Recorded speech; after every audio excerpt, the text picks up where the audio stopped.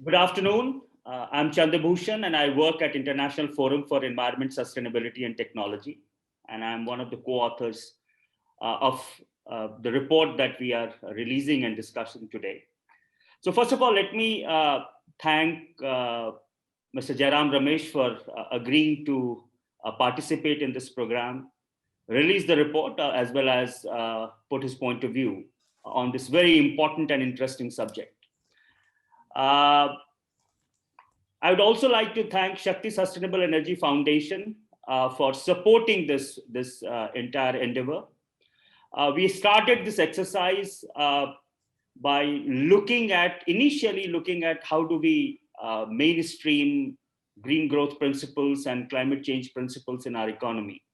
And after a process of iteration and many discussions, this report has come about. So this report has gone through an intense process of discussion within civil society group, as well as number of experts have participated in doing this report. So thanks to all the experts who have helped us in coming out with this report, as well as to Shakti. Now we have a very interesting program today, and I'm just going to share the program with all of you. So this is what the program is. I've already started with the welcome address. And after that, the co-author of the report, Tarun Gopalakrishnan, is going to give you a short presentation on the report, about 20 minutes. We will then have report release and remarks from Mr. Jairam Ramesh. And then we have a very interesting panel discussion. And we have Shibani Ghosh as a panelist, Abhay Raj Nayak, Catherine, and I will participate in the panel discussion, which will be moderated by Anshu Bhardwaj, who is CEO of Shakti Sustainable Energy Foundation. So this is what the program is, an action-packed 2 hours of discussion on this very interesting topic, and as well as a very important topic that we should start discussing. And I'm really glad that Mr. Ramesh is here to give his point of view. With this, let me now request Tarun. Tarun, please, with your presentation, and then we will have the book release after that. Thank you very much. Sure, thanks, Ibi. I'm just going to start sharing my screen. And if one of you can confirm that you can see it. Yes, we can see the screen. Yeah. All right. So I'm just going to briefly run through the key, focused on the takeaways from this report. We're talking about the need for a framework climate legislation for India. The basic premise of this report is that the Paris Agreement signed in 2015 sets some temperature targets. It requires countries to keep the rise in global temperature to well below 2 degrees Celsius and pursue efforts to limit it to 1.5 degrees Celsius by the year 2100, which is the end of the century. Now, the targets submitted by countries as part of that agreement in 2015, the cumulative effect of those targets has us, the globe, on track for around 2.5 degrees Celsius by the end of the century. The actual policies, which don't quite match the targets set by countries themselves, have us on track for close to possibly exceeding 3 degrees Celsius end of century. Now, India's NDC is, on a comparative basis, it's a relatively equitable, ambitious NDC. It has 3 key quantitative targets. There's an energy intensity of GDP target, which India will likely achieve. There's a target to mainstream renewables into power generation with a deadline of 2030, which India will also likely achieve, but India also has a more ambitious target with a deadline of 2022 at a national level, which there is some uncertainty about whether it will achieve that. And India has a target to create about 2.5 billion tons of carbon sink, but again by 2030, and there's high uncertainty around whether India will achieve that target. So that's the basic need in terms of both in India and globally, the need to accelerate climate action. Now, the experience from these agreements, Paris was preceded by the Kyoto Protocol. Uh, Both agreements, there is a lack of international enforcement mechanisms within the agreement itself. And it has proven to be difficult to implement separate enforcement mechanisms, such as in the US, there's often carbon border taxes discussed as a way to enforce climate agreements. This is, of course, apart from the fact that US commitment to climate policy keeps wavering with each administration, but a similar proposal has been discussed in the EU and also runs into some issues in terms of both domestic constituencies and international acceptability.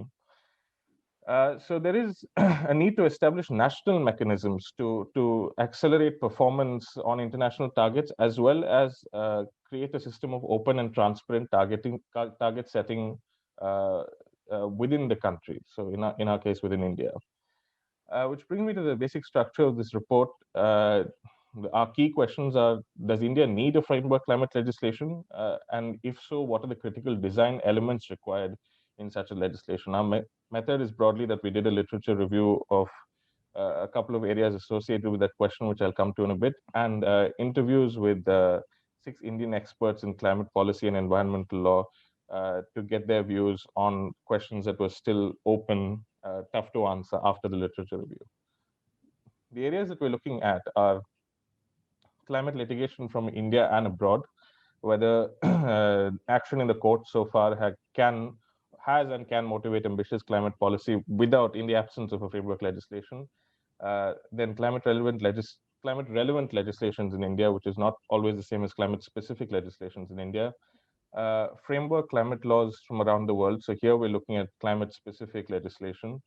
And we're then looking to uh, draw some conclusions on whether we need a law and the proposed elements of a law from the literature review and the expert views on the three broad areas above. Right.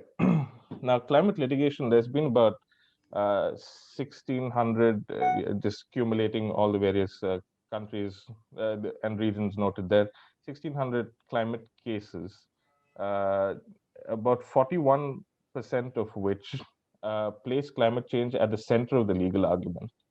The other kinds of cases have climate change as a sort of peripheral argument, which we'll come to in the case of India. So there's, broadly speaking, less climate-centric litigation in the global south, but the global south also has a developing tradition of strong human rights-based arguments being made to advance climate priorities, which is somewhat in contrast, although these are not fixed categories, somewhat in contrast with the more tort-based approaches in the global north. Some examples of key climate litigation from around the world. In the United States, Massachusetts versus EPA was a foundational decision in 2007, which basically allowed the Environmental Protection Agency to regulate greenhouse gases emissions under an existing legislation, which was the US Clean Air Act.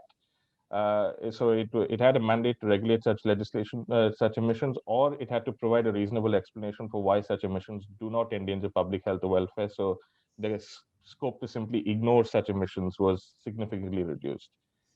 In Netherlands, in between 2018 and 20, we had the Agenda Foundation versus State of Netherlands, where two courts found that the existing commitment by the Dutch government, which was 17% reduction between 1990 and 2020, was too low to meet its international obligations. So they were making some normative conclusions about what Netherlands' fair share in international emissions reduction is. And so the courts ordered the government to limit to reduce their greenhouse gas emissions, that's a typo, by 25% in the same time frame.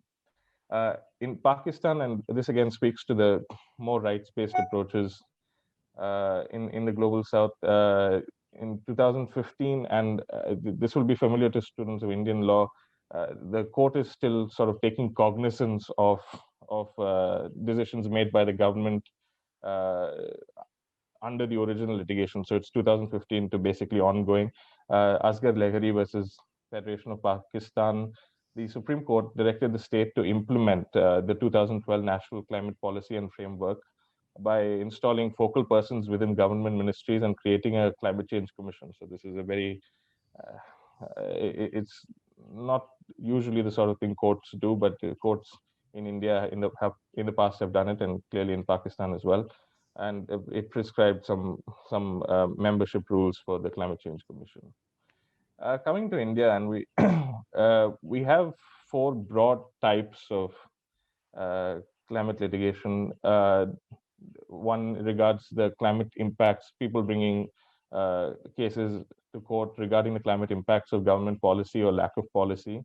The second is to get the government to implement a current law or government policy which has some climate aspects. The third is requesting the creation of new policies on climate change. And finally, government defends an existing policy decision in court by referring to its priorities or policy priorities on climate change. Our broad takeaway looking at climate litigation in India is that it is still, there are relatively few strategic suits, with a couple of notable exceptions, but relatively few strategic suits which are focused on advancing uh, climate ambition per se or the climate policy framework. Nevertheless, the National Green Tribunal and the Supreme Court have moved the jurisprudence forward in favor of more strategic litigation by a couple of approaches taken in decisions. Firstly, they've accepted technically and sectorally focused arguments regarding climate change in a case on HFC 23, which is an ozone depleting substance. Uh, uh, and through the Supreme Court upholding the legality of renewable purchase obligations. Secondly, they've paved the way for climate pollutants to be regulated under existing legislation. So HFC 23 was not originally regulated under existing ozone rules, but it was brought under that regulation by a court decision. And there was also a decision on regarding the Rohtang Pass, where the court referred to the need to regulate black carbon, which is again not explicitly regulated within the legislation. Finally, Ridhima Pandey versus Union of India is a very particularly noteworthy decision because the petitioner was asking the court to direct the government to take climate change into consideration while framing policies. But the court effectively said that it is presumed that the government takes climate change into consideration while framing policy. Now, that creates some opportunities, we would think, for more strategic litigation that is more specifically uh, framed. But the limitation of the decision is there was in some sense a refusal to examine whether the government actually takes climate change into consideration when framing or implementing policies.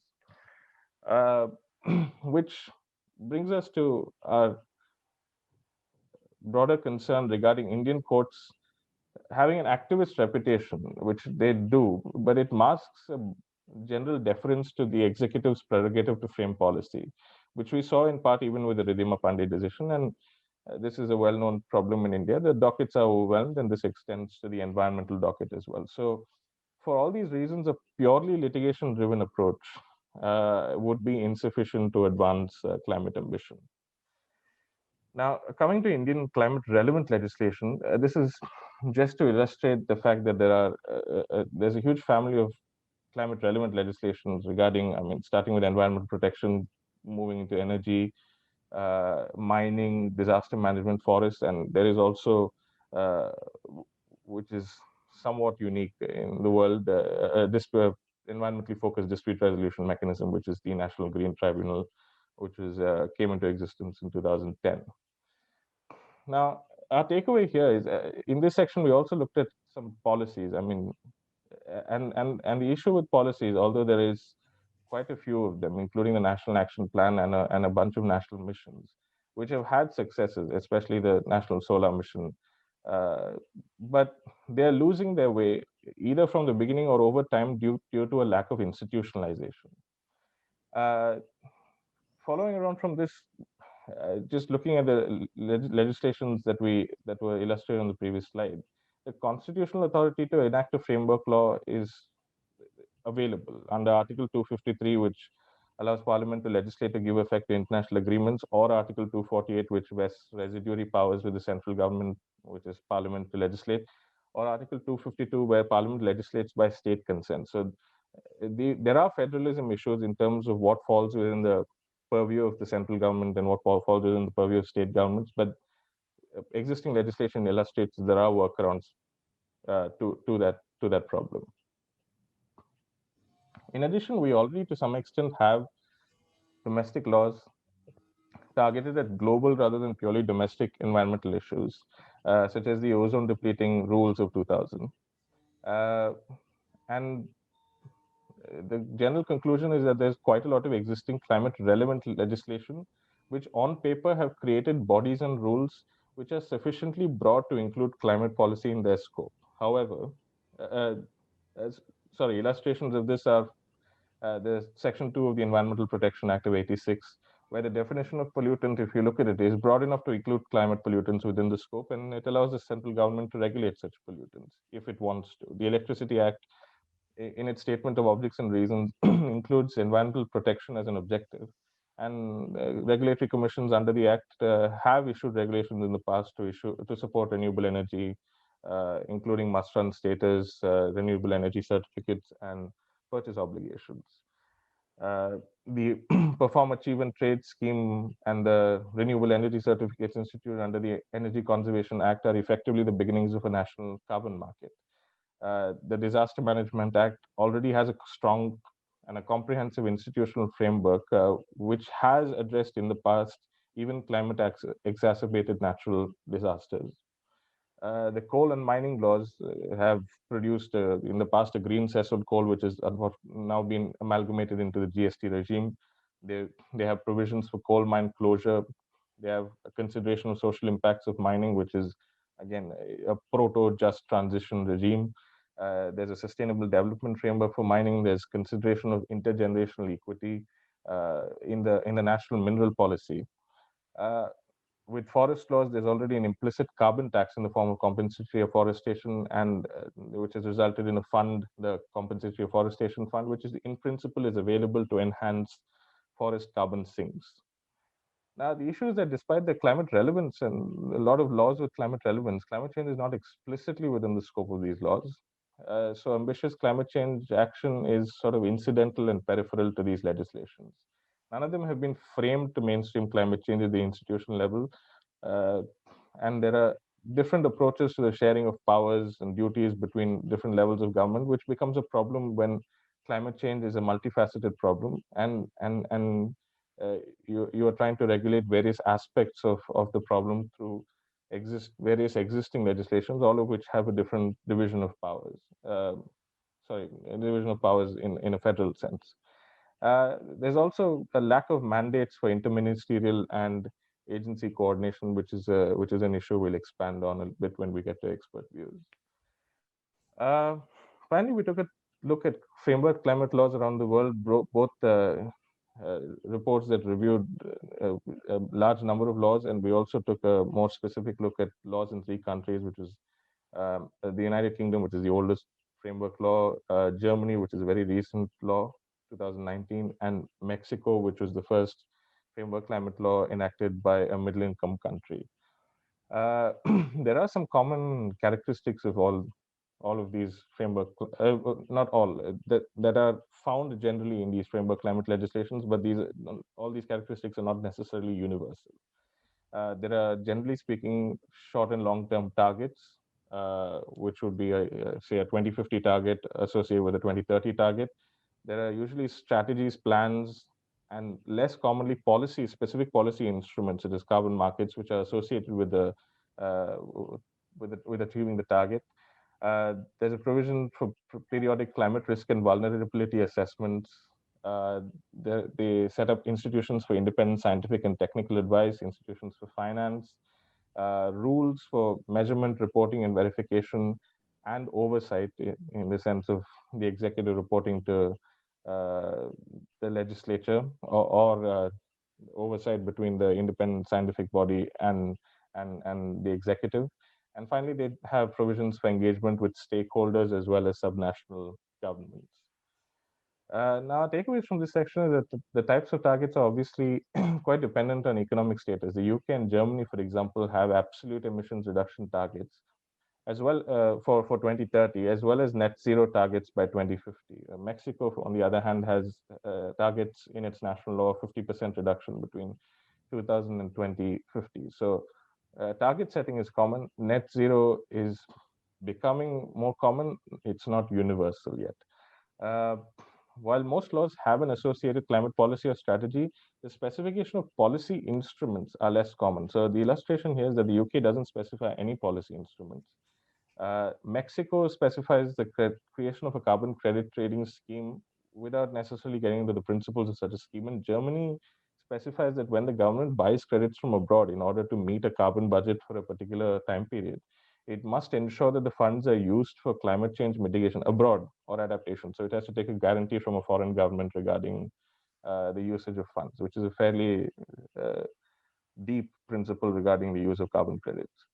And finally, institutional success, apart from the fact that a lot of these laws have independent scientific advisory bodies, the success does depend on the design.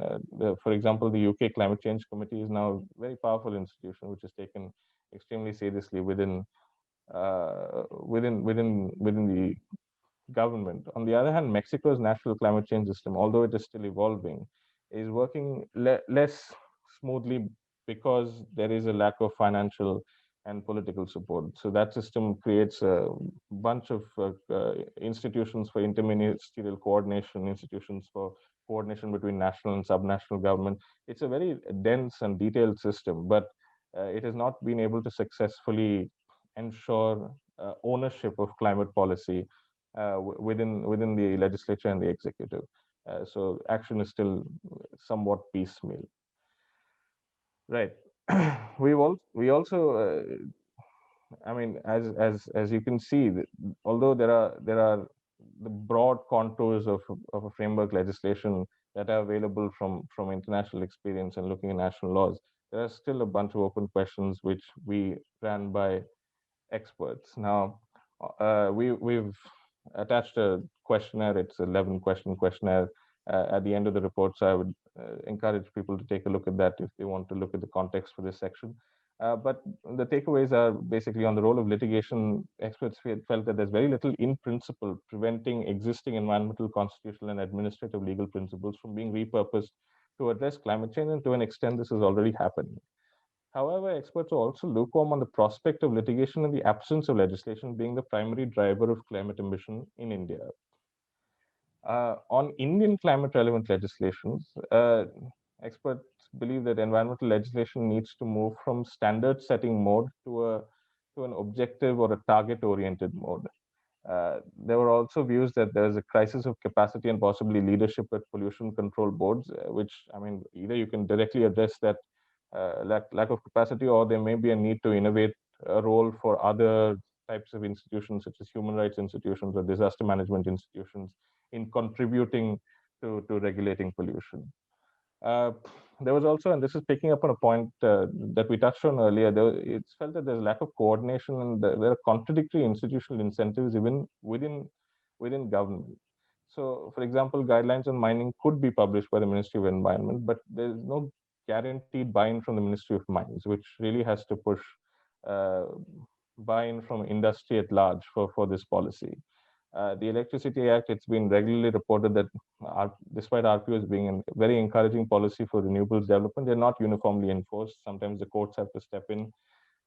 And the criticism here in a broader sense is that although we have to publish a national electricity policy under the Electricity Act, and of course national mineral policies and a range of national policies under various acts, there's a lack of a mandate to publish a comprehensive energy and environmental policy. On the need for a framework law, there are solid split in views. For example, one view was that India should take leadership in establishing a law and hence a target. But the contra view is that data collection is at a very early stage, and if you prescribe targets in such a situation, you end up with exceptions or workarounds or loopholes. And I'm sorry, I think we lost some text behind the image here, but basically the view was that even if you include it in a national law, the target would not necessarily be enforceable. So I do want to point out here that there's a split of views on both axes, in the sense that there are experts who felt that, I mean, you need a framework law and a net zero target. There are those who felt you need a law but not a target but not a law, and then obviously experts who felt you needed neither. So there is a sort of range of ways in which to tackle this problem when looking at expert views. There's a split on economy-wide versus sectoral targets. Some experts felt that the former were easier to set, while whereas some felt that the latter were easier to monitor and enforce. But there was consensus that if a law is enacted, it should be a national law with well thought out delegation to states based on the idea of sort of cooperative and competitive federalism, where the national government sets out broad principles and then provides resources to states based on states showing requisite levels or competitive levels of ambition. On new institutions, most experts were against new institutions in any form. Some were in favor of new policy coordination institutions. And on the principles underpinning such a law, the broadest consensus was that the law should simply be targeted at the regulation of climate pollutants. No experts felt that national security should be a concern that should underpin this law, which is an approach that has been taken in some other areas. And one expert suggested a new framing that the law should be based around, which is that we need to really improve the ease of doing green business within the country, and the law should be targeted at this objective. I will say on new institutions that we did not explicitly provide experts the option to talk about a new independent scientific or advisory body. So that has not been fully captured in expert views, but we do come to that in our takeaways. So our view on the way ahead is that India needs a climate law to do the following things, and implicit in that is that we do not need a climate framework law just for the sake of having a framework law. We need it to achieve certain very specific targets, specific objectives, which is one, to establish certain foundational principles of climate policy in national law that are not clearly present in current law. Mid-century decarbonization is not currently present. Just transition is not currently explicit.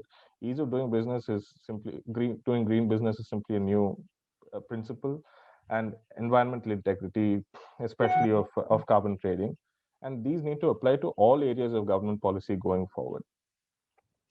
The second is to establish institutions and rules for policy coordination to address the the competing institutional incentives with, and this is critical, adequate permanent capacity and resources, which will, we believe, avoid proliferation or duplication of decision-making bodies in the long term.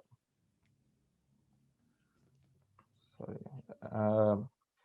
Yeah, the third is to establish permanent and adequately resourced institutions for independent scientific advice with a defined role in climate policy making, including target setting. The fourth is to entrust explicit climate mandates to existing institutions in critical underserved areas of climate policy, such as finance. We would suggest the RBI be entrusted with responsibilities here, and climate resilience planning, which we would suggest should be entrusted with disaster management authorities. And finally, we need a law to clarify the roles of different levels of government, especially in empowering local governments to take on a greater role in both mitigation and adaptation, which is unfortunately missing in current institutions. So yeah, our proposals in terms concrete proposals to address these broad objectives, the institutions for independent advice, we feel that a central government constituted national committee on climate change, similar to that suggested by laws in the UK and other laws, should be composed, and this is the critical part, of technical experts from outside the government, not simply drawn from existing ministries, but truly an independent scientific body. And it should advise the government on targets and budgets, assess whether policy efforts and mainstreaming of climate policy are on track, and publish periodic reports on climate risk in India, as well as advise on how implementation of the framework law, can be strengthened. We would suggest an evolutionary process of long-term target setting, which does not need to start with a net zero target, but with an emissions intensity target perhaps, and then moving on to absolute emissions reduction targets. And this needs to be based on competitive federalism, where more resources are allocated to states that are willing to take on more ambitious targets. So the national government would set a long-term target in the 5-year targets. It would allocate the carbon budget to sectors and states, coordinate state capacity, and provide resources, whereas the state and local governments need to set localized targets and enforce implementation at the ground level in response to incentives offered by the central government to achieve. Mainstream of climate change, we believe all central government rules and regulations and policies need to consider climate risk as a core element for policy and plan on that basis. Specifically, they need to take into account ease of doing green business. We believe that climate risk assessments should be included in environmental impact assessments, which has been, again, implied by the Supreme Court to be the case, but is not currently explicitly the case. And we would advocate for climate advisors in each ministry.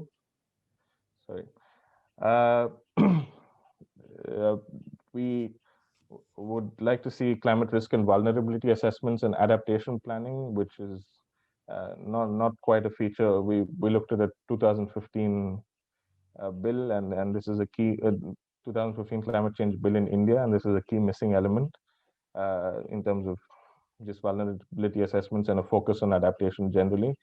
Our approach would be to amend the Disaster Management Act to empower those institutions to address climate exacerbated extreme weather and particularly slow onset events, to coordinate the work of other authorities. And we think every department and ministry needs to develop a framework to mainstream adaptation and publish adaptation plans, and that the central and state governments should publish 5-year adaptation plans to galvanize action. The key point here that's been missing in existing state action plans on climate change and adaptation plans generally is that they need to have quantified targets, deadlines, and resource estimates. Finally, we advocate for a climate finance framework to be developed by the Reserve Bank of India to converge the activities of various climate relevant funds, including what used to be the Clean Energy Cess, the Compensatory Afforestation Fund, all of which have principles that are not quite directed at creating forest carbon sinks. We need to establish stronger links between their activities and national targets and budgets. And we need to spell out some carbon trading principles directed at ensuring the creation of high quality credits, which we've elaborated a bit more on the report. Institutions to stabilize the carbon market, such as a carbon credit reserve, as well as integrate, again, this is a matter of integrating existing proto-national carbon trading schemes into what would be a more comprehensive national scheme. So with that, I have come to the end of my presentation, and I'm going to hand it back to CB. Thank you.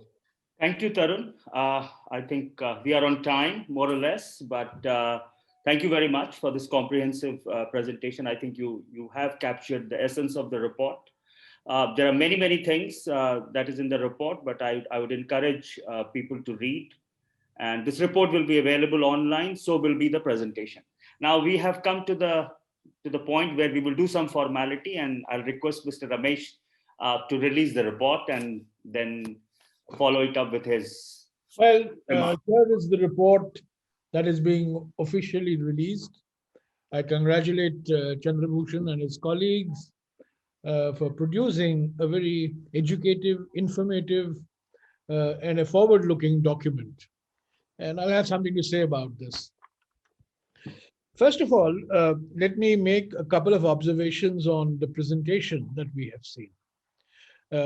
Presentation flows out of the report, but I think it's important to highlight a couple of points in the presentation. Now, I'm in agreement with the assessment that you have made on the achievement of our NDC targets for the year 2030.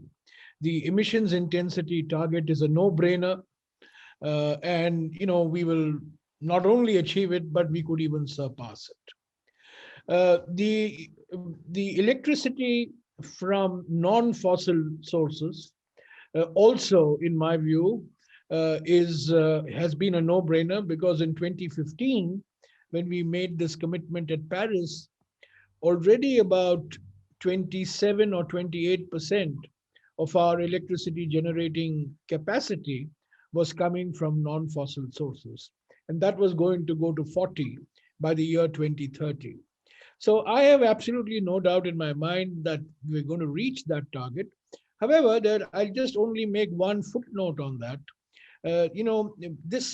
Some people look upon this as an electricity generation capacity target, whereas I would look at it as an electricity supply target.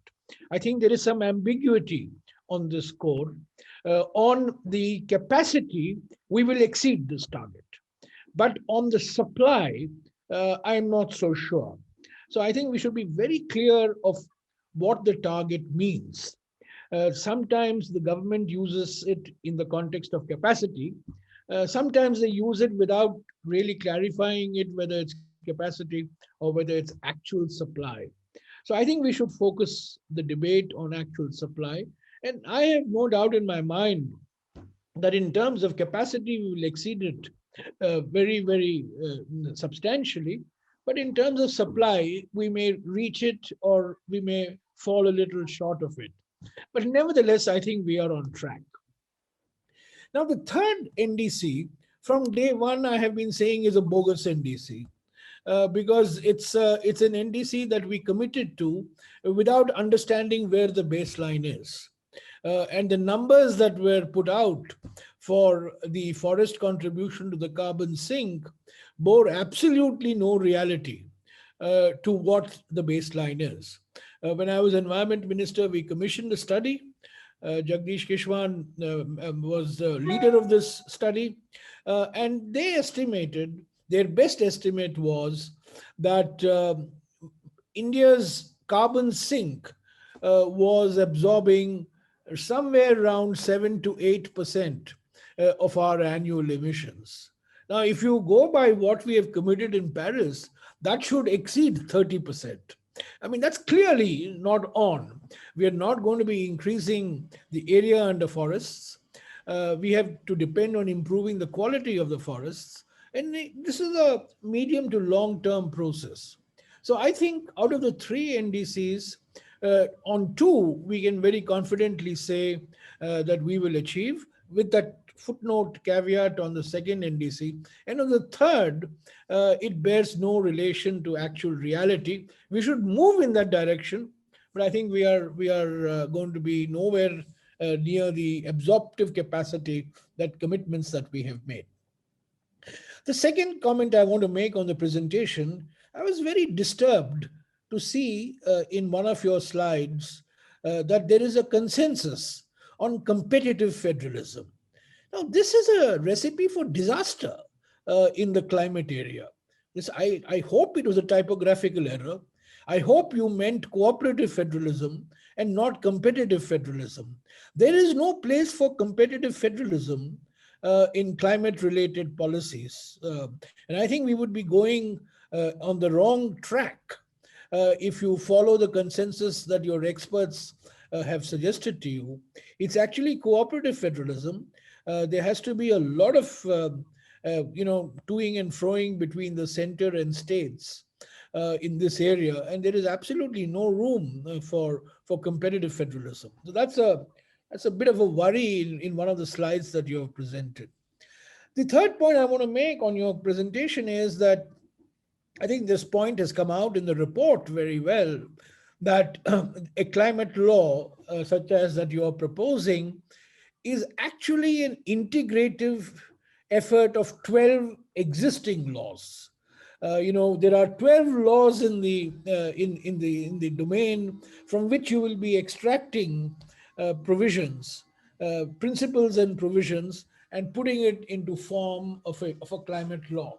So it's useful to keep that in background, that there are these 12 laws at the central level. There may be some laws at the state level, but at the central level, there are 12 laws which will feed into this overarching climate legislation if and when it is accepted. Now, those are my three comments on your presentation. Let me move on to the report per se.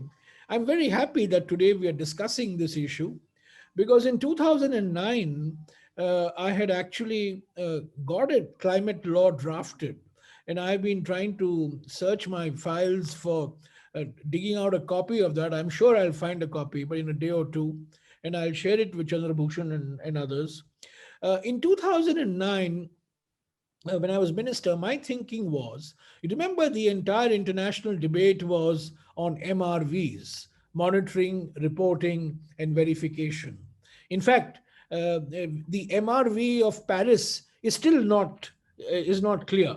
How are you going to have monitoring, reporting, and verification of the commitments that were made by governments at Paris? But in 2009, this debate was very, very strong. And the words that were doing the rounds were transparency and accountability. And my view was that it is better, for countries like India, it is better that we have strong domestic systems of transparency and accountability, because we'll find it very difficult to latch on to some international system. First of all, it will be very difficult to design an international system of monitoring, reporting, and verification, which satisfies everybody. So in the absence of that, I think what India should do is to have a domestic law. I mean, this was the background to the effort that I made in 2009. It was a beginning, but the objective of the climate law was to inspire confidence in the international community that the commitments that the government of India is making on objectives and targets is actually backed by legislation, which means that it is backed by parliamentary scrutiny, it's backed by analysis in the media, it's backed by analysis by various authorities, constitutional and otherwise. In other words, the confidence level in executive pronouncements increases when it is embodied in a law that is passed by Parliament. I mean, that was the assumption in 2009, and I, in fact, in many of the speeches that I made, in interventions that I made in Parliament, in the run-up to Copenhagen and in the run-up to Cancun, I had highlighted this, that at some stage we will need to come to Parliament and embody in a law all the commitments that we want to make. At that time, we were looking at emissions intensity, and we were looking at PAT system. We were looking at a whole slew of measures. So that was the thinking, and I think that thinking is still valid. I think we will be making all these grandiose announcements, but the question that everybody will ask, both within the country and outside, is how credible are these announcements? What is the system for monitoring these announcements? And what is the system for making mid-course corrections to ensure that your targets are going to be met? And for example, I gave you, the slippery grounds on which the forestry target, is founded. So I wanted to give you this background that there was thinking, of course. Let me say as an aside, and I hope my host Chandra Bhushan will not mind my saying so, but Chandra Bhushan was part of that group which was very critical of what I was suggesting.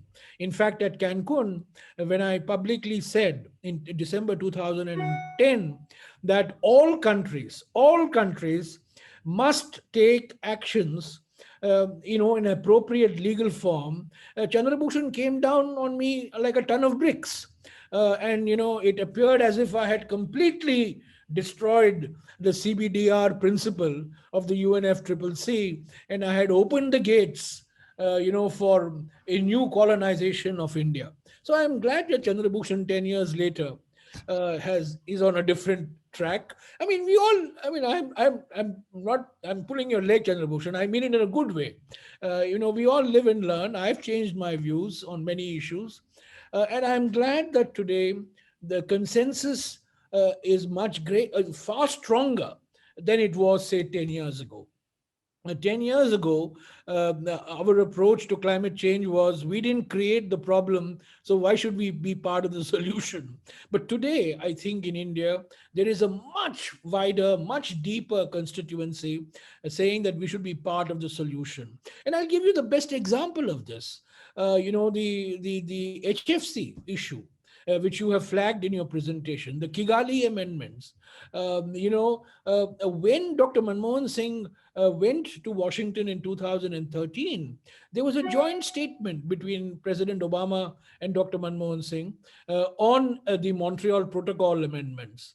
And our government at that time was bitterly criticized by Mr. Arun Jaitley and many others that, we had capitulated to the Americans.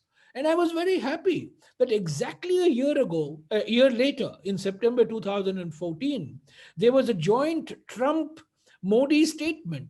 And that paragraph on the Montreal Protocol, comma, full stop, semicolon, was identical to the paragraph in the Trump-Manmohan Singh in the Obama-Manmohan Singh statement.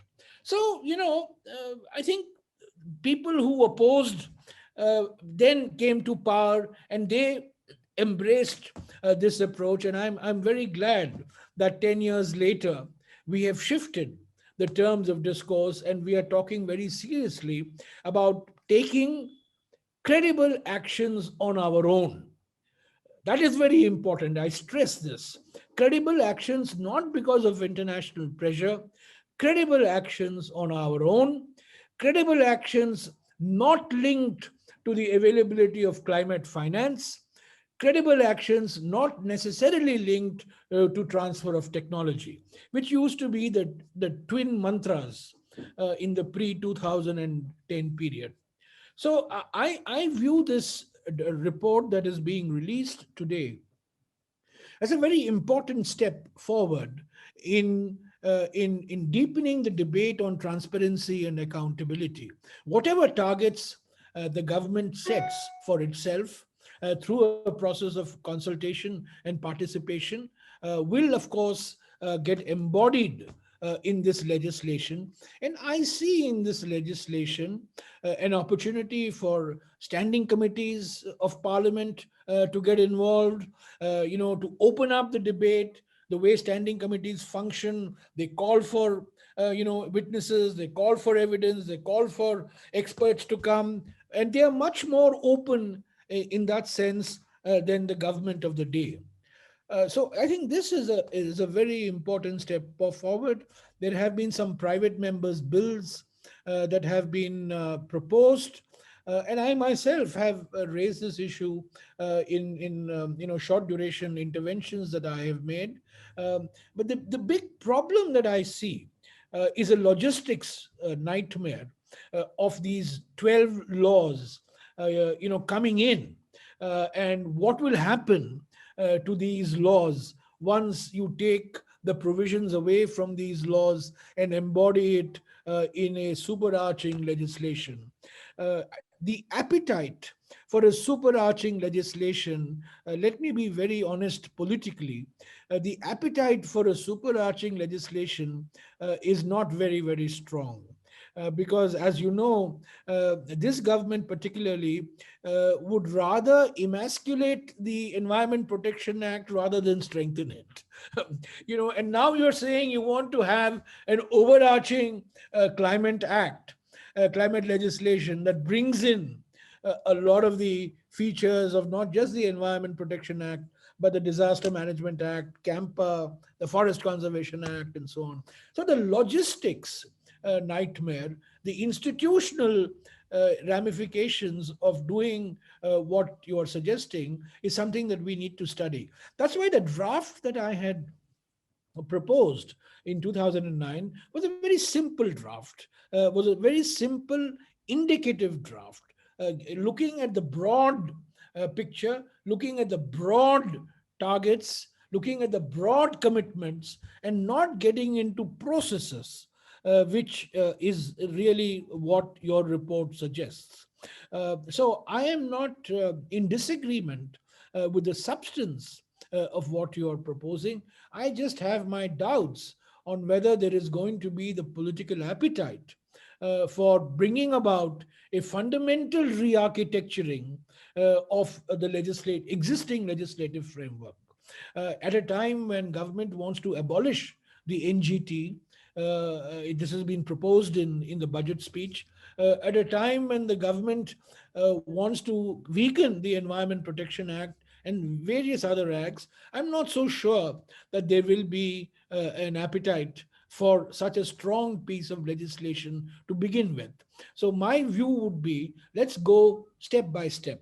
Let's have a broadly indicative legislation, and let's then go in for this super arching legislation that is being proposed.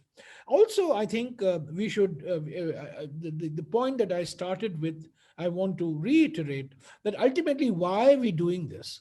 We are doing this in order to put pressure on the executive, on whichever government of the day, both at the central level as well as at state level, to make laws that are going to ensure that the targets, the policies that they are adopt are consonant with what we are saying, that what you're saying, that you're actually doing.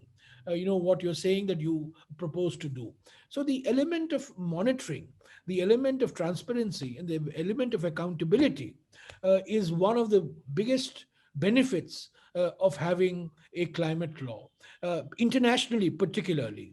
I would, every time there used to be a discussion on MRV in pre-Copenhagen and Copenhagen, pre-Cancun and at Cancun, I would say, look, don't preach to us on transparency and accountability. We'll come out with a domestic law, and democracies like India, will really be based on having legislation, rule of law, giving a role for parliament and other institutions at the state level.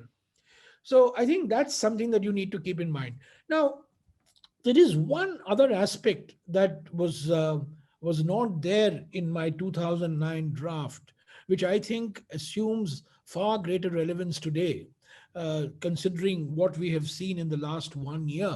And you made a mention of that, passing mention of that in your presentation, which is the role of local governments. I think this is a very important aspect. I mean, not necessarily in mitigation, but more so in adaptation, more so in climate resilience. I think local governments at many places have an equally important role to play as state governments. So it's not just a state, not just a center state issue. It's a three-level issue. It's center, state, and local governments. And I think that's something that we really have not given much thought to, I'm afraid. This the role of state government. I mean, for example, I've just had a meeting of the Standing Committee on Environment last week on the demands for grants, and you'll be surprised to know that the Ministry of Environment has a program for control of air pollution in cities. The Ministry of Urban Development has a separate program for air pollution, for control of air pollution in the city. Now, ultimately, in the cities, the implementing body is the same. It's the local body. But there are these multiple streams getting into the local body, often with different objectives and different philosophies.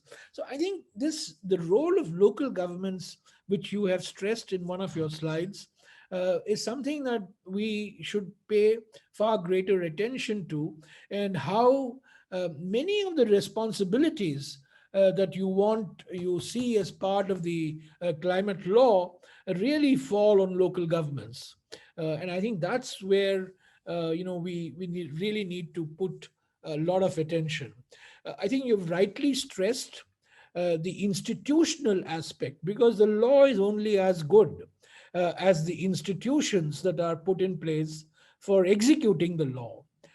So I think one of the consequences, ramifications, implications of having such a ambitious legislation is a complete transformation as far as the CPCB and the SPCBs and the other institutions are concerned. And I think that should be a parallel exercise. I think the institutional rejuvenation, the institutional redesigning, if you will, is an integral part of the legislative redesigning. And that, I think, is something that you may want to do as a follow-up exercise. So these are some of the remarks I wish to make. I congratulate Chandrabhushan for producing this report, and I do hope I will certainly. Our standing committee is meeting on the 4th of March to discuss CAMPA, and I'll certainly ensure that this report gets circulated to all our members. It'll be useful if there was a Hindi version, but I'll see whether Parliament will at least produce a summary of this in Hindi so that our members, most of our members are from Hindi-speaking states. So I'll have it sent to them, and I think we should not let this die.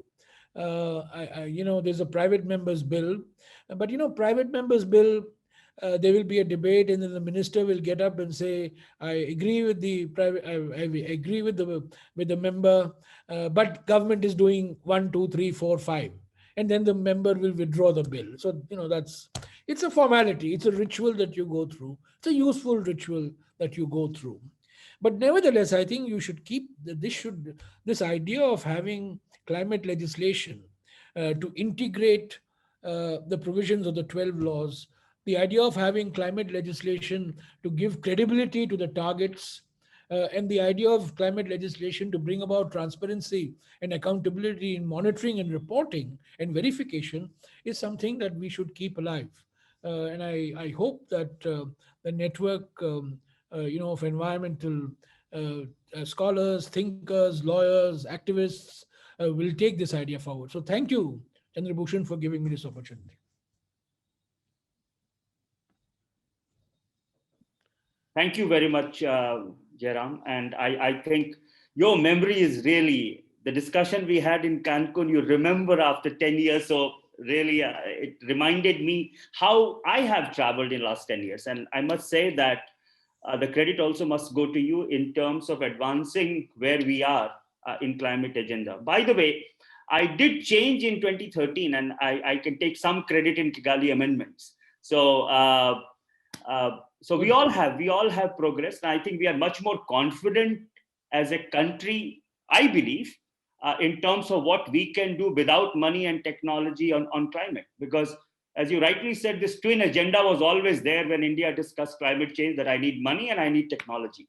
Now, I think we are much more confident of doing things on our own. Regarding, I think the terminology of competitive, we need to look at it, but the idea of competitive federalism was that number of states are already announcing that they do not want coal-based power plants. Chhattisgarh, a coal-rich state, recently announced that it doesn't want to construct new coal-based power plant. And so has, I think, Maharashtra announced, or Gujarat. Now, the idea of competitive is not in terms of competing on climate issue, but rather states having the freedom to have much stronger targets in their own domain, rather than center only setting the target and asking states to do that. Sorry, I misunderstood you, Chandrabhushan. If that is what you are meaning, I am in agreement with you. But the word competitive federalism denotes something else. No, so I think you are absolutely right. I stand corrected. Corrected. Yes, we will revise that. But also, I think in the proposal that is there in the report, the state and local government responsibilities are far more than what we are envisaging today, that center will do all the mitigation and a state will do adaptation. That's how we have so far looked at. We think a state has much more and cities have much more role in mitigation for this mitigation to happen from bottom up. So I think we take all your comments, very, very seriously. I will try and give you an executive summary in Hindi very quickly so that it can be distributed to the parliamentary panel members. As well as we are going to take this agenda forward, as I have requested, I'll come and meet you and see how do we take this agenda forward in next few months. So thank you very much. I'll just make one comment to how to give greater political traction to this initiative. If you make pollution the central theme of this initiative, you'll find a lot of political traction. Because there are many aspects to this climate legislation. But I think if you make pollution and health as the central theme, it's a good selling point politically, because right now you want political traction. You want governments to come on board. So think about it. Yeah, absolutely. Like when you were in power, we used to fight and get work done with you. So we will do with this government. I think we will go and present, and we are quite sure that there are receptive people in the government who will look at it very positively. Sure. So yes, we will do that. So thank you. Now over to you, Anshu, for the panel discussion. Thank you, CV. That was a fascinating discussion. Both the presentation given by Tarun as well as the comments of Mr. Jairam Ramesh, both were extremely interesting and enjoyable. All the more for someone like me who, although I have been in the climate policy space for a good number of time, but this is one area where my knowledge is not that well informed on the legal aspects, the necessity of a law. So it was great to listen to the presentation and comments from Mr. Ramesh, who has been championing this cause for many years. In fact, he mentioned 2009. That was a time when the narrative, actually, there was an inflection point. Till that point, our narrative used to be, well, we have not caused this problem, so why should we worry about it? And I remember the speech which he gave in Parliament before the Copenhagen summit, which was a game-changing event in our climate policy discourse. So thank you so much. I have the job to moderate this panel, and we have about, let's say, 50 minutes was given to us, but we are already 15 minutes late. So how do you want me to structure it, CV? You have 15 minutes. Take 15 minutes. I think this is a very interesting topic for people to listen. No, I said the total time for the panel was 50 minutes. 50. You continue with that. You please continue with that. 50 minutes. Okay. So we have a very distinguished panel of experts who will comment on various aspects of it. We have Shibani Ghosh, who's fellow of Center for Policy Research. We have Abhiraj Nayak, the co-founder, Initiative for Climate Action and visiting faculty, Azim Premji University, and also the National Law School of India. And we have Catherine Hyham, who is policy analyst at the Grantham Research Institute on Climate Change and Environment. And of course, we have Chandra Bhushan, who is president and CEO of iFOREST. Before I hand over to the panelists, let me just spend 3-4 minutes to pick points which I picked up from the discussion, which it will be great if the panelists could throw some light upon. One point was that, which Tarun mentioned, is that there are obviously existing frameworks like NDC mechanisms, which countries commit to, and they make commitments under the UNFCCC mechanism. And he highlighted the weaknesses in those mechanisms in ensuring countrywide climate action. So clearly, that's one area which I would like the panelists to talk about. That is that an area which can be strengthened further at the international level to ensure more determined national action? What can be done at the NDC level itself? That's one. For example, recently, China went and made a net zero announcement. Some EU countries have done. US with the new president might be thinking on those lines. So can anything be done on those? Second question is a more broader one. The my understanding is that an act or a law is enacted by the legislature for something which is perceived as in public policy interest of the country in concern. Now, obviously, climate change is an issue of public interest. There is no denying that fact. But Indian legislature making an act or a legislation will also depend upon acts being taken by other countries. And if we go ahead make a law without reciprocal actions by other countries, what are the ramifications on that? For instance, obviously the law will have implications on industries. It may imply costs on the industries. It may imply competitiveness in a globalized world. So how do we factor in these issues of India taking a step without reciprocal initiatives being done by other countries? For example, we saw 4 years back when Mr. Trump came, US abandoned Paris Agreement. Now, what's the guarantee 4 years from now if a Republican administration comes back to US and walks away? We are stuck in we have boxed ourselves in a corner with a law, and we don't know what to do. Third point, and this is what Mr. Ramesh also argued, that there are 12 existing various acts existing, and basically what you're proposing is bringing them together, integrating them under one umbrella act. So have we identified what gaps we are trying to plug? What are the gaps which are not there in these frameworks which are existing, which we are trying to plug? And finally, and lastly, at the end of a day, the law which Parliament enacts will eventually rely on some instruments for executive action, which could be a tax, for example, a carbon tax, or could imply targets for various low carbon initiatives, or could imply a market mechanism similar to the perform, achieve, and trade scheme.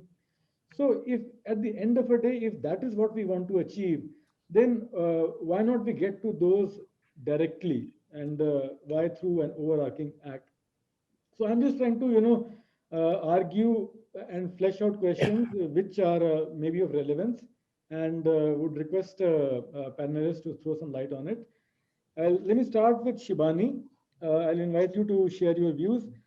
In the interest of time, I'll request you to keep your comments to say 7 minutes.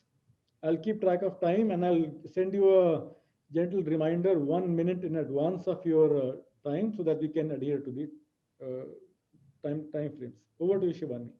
Okay, thank you so much.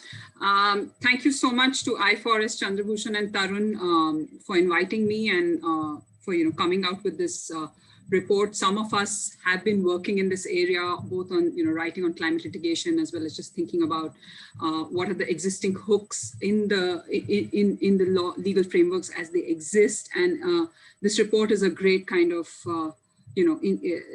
contribution to the literature and certainly pushes the conversation forward. So, so thank you so much. With the permission of the moderator, if you don't mind, I just give a kind of, I'm coming at this from a little different perspective than some of the points that you highlighted. I thought I'd look a little bit more on climate litigation, which is kind of an important part of the report, and as Tarun presented as well, the structure that he presented. And I thought I'd just kind of present my reflections on climate litigation in India. And then, perhaps I have a few responses to something Anshu kind of highlighted, but we can come to that depending on the time as we have. So, so as Tarun presented earlier, and the report also highlights some of the cases in India which talk about climate issues and raise climate claims, and I've written about this elsewhere. There are about roughly about 20 cases really, just depending on how you categorize them. And in most of these cases, the climate language is used very much in the peripheral sense, not so much as a core issue. In a few it is, and I can go to that later, but mostly in India, climate litigation is still very much on the outside. I think there is an increase in the use of the climate language in courts, certainly, but my analysis is that it's not going to become mainstream anytime soon. And I say that for a few reasons. Firstly, and for the main reason for that is that we do have many other imminent environmental issues and causes which are of very real impact, which people are able to see immediately, which are people are able to relate to immediately, which are coming before the courts and which are likely to take up the court's time much more than climate change. And this may change very soon, I don't know, but just based on my analysis of what's happening in the courts these days, particularly the Supreme Court and the National Green Tribunal, my sense is the climate language will be used more and more. We don't have climate skeptics so far on the bench yet, either in the Green Tribunal or in the Supreme Court yet. So people are open to the issue, open to the court. I don't know how much their understanding is, but they certainly are open to using the phrases like climate claims, NDC, Paris Agreement. All this is often referred to in many of the cases. The second thing I would say is that our courts are highly deferential and more so in recent times to government decisions, particularly to economic and social economic policies. And many of the issues where one could potentially raise climate concerns are issues relating to infrastructure projects, regulatory approvals, planning processes, which my sense is that the courts would perceive as these are very much in the executive's domain and we don't want to enter that. And we are seeing very much that kind of a trend in many cases, in environmental cases, more generally, where regulatory approvals that have been challenged before the courts have the challenge has been rejected on grounds that this is something that the government is a project of national importance, or it's required for some or the other reason. So in that sense, also I'm slightly skeptical about how optimistic we should be about climate litigation being on the rise in India. Thirdly, the courts in India do seem to view the imposition of regulatory conditions on infrastructure projects or activities such as these to be a sufficient kind of way in which all environmental concerns can be met with. And of course, there's huge criticism of this. I mean, how, particularly, for instance, if you look at the EI notification and then the draft EI notification that's come up, and there's lots going conversation around that. But the reason I'm saying that is, even if we are thinking of potential climate litigation, it is quite possible for the Indian judiciary to go down the same route to say that, oh, okay, you can make expenditure under the CSR funds, or you can come up with some mitigation, and I don't mean in terms of the GHG mitigation, but just in terms of mitigation of environmental impacts kind of measures, which are like a host of 62 conditions that can be put in an environmental clearance letter. So that's something that the courts have repeatedly said, that these are the mitigative, ameliorative measures that can be taken, and therefore we don't even want to intervene in this regulatory challenge. And the third issue, which I think is more an issue of practice, which many of us who are practicing in the courts have to face time and again, is the issue of the Indian judiciary more generally. It's not Indian judiciary responding to environmental concerns, but the Indian judiciary faced with several constraints, including an overflowing docket, time constraints, resource constraints, and therefore to expect this judiciary to respond in a proportionately manner, either in terms of immediacy of the issue or in terms of the technical understanding of issues that climate change typically raise. I think it's not fair to have those expectations. I think the Indian judiciary, even in terms of the outcomes that we see of so-called pro-environmental judgments that we have from our judiciary, either these outcomes are unpredictable or they're unenforceable. And they're often kind of impacted by legal and non-legal factors. So, I mean, all of this has to be kind of taken into consideration. We have a minute left. Sorry. So when we're talking about, climate litigation in India and, reviewing and, where India is going down.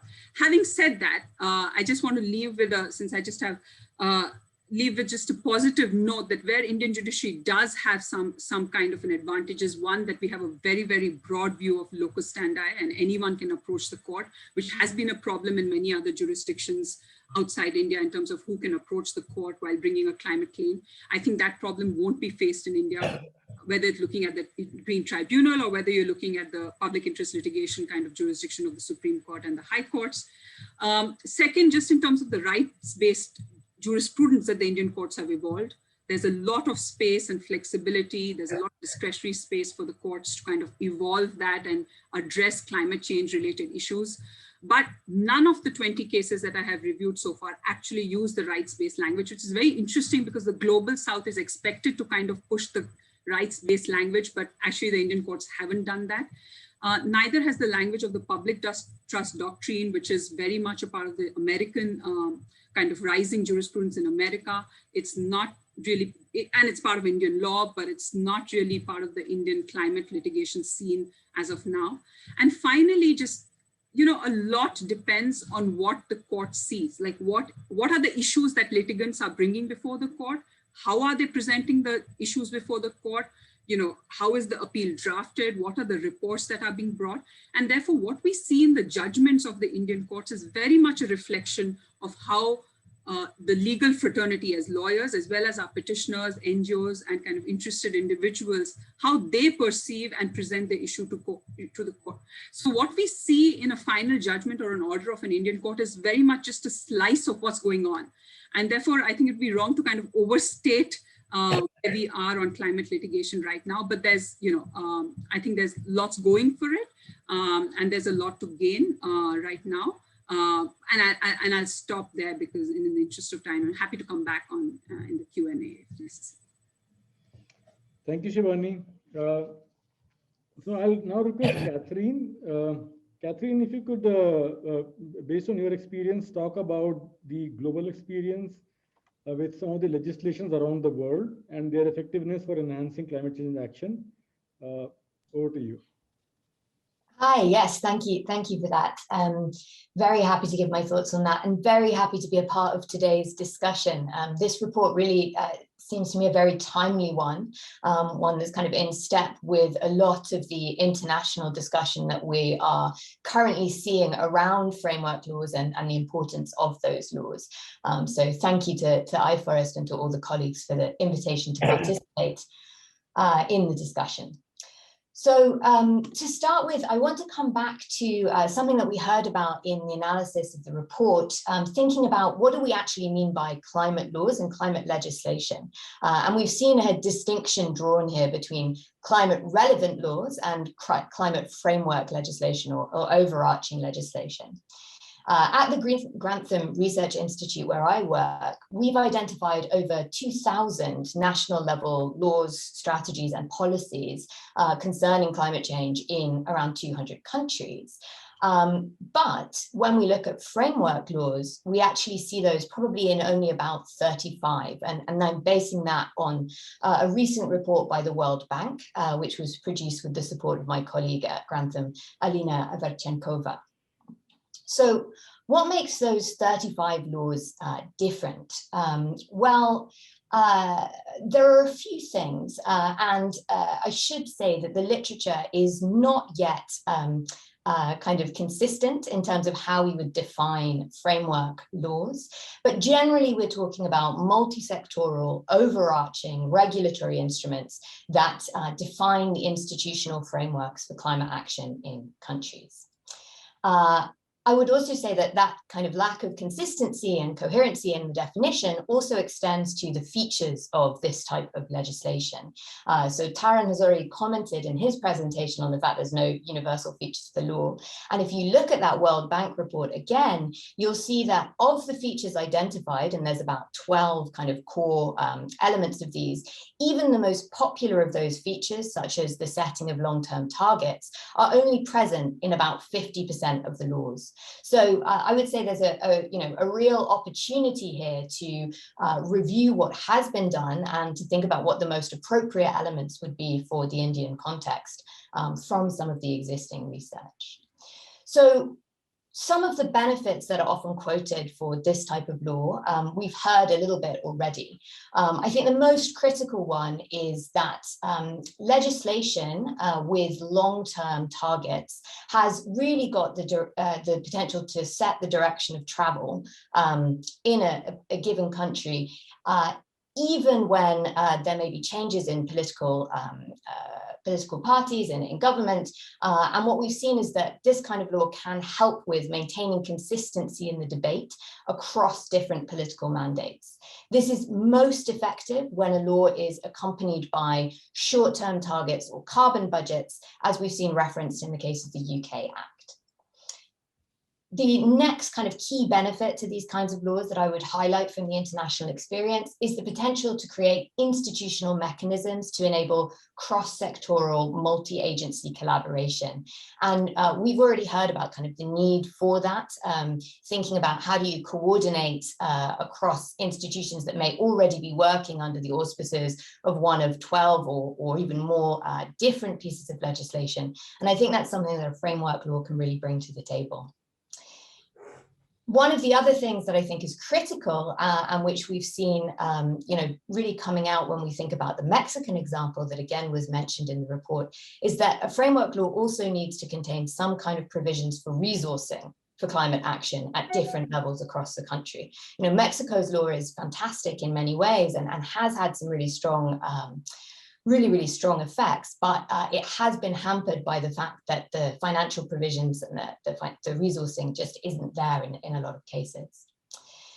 The next thing I'd highlight is really the need for independent expert advice to be provided for within the law. And we heard Mr. Ramesh highlighted his concerns about the fact that currently targets are being set in India without clear sense of the baselines and where there might be sort of technical disagreement about what should be included, what should be assessed, so on and so forth. I think the most effective laws that we've seen around the world, and again, the UK Act is probably one of the best examples of this, are those that create really well-established, well-respected independent bodies that can inform the debate, not just within government, but also within the broader community in a country.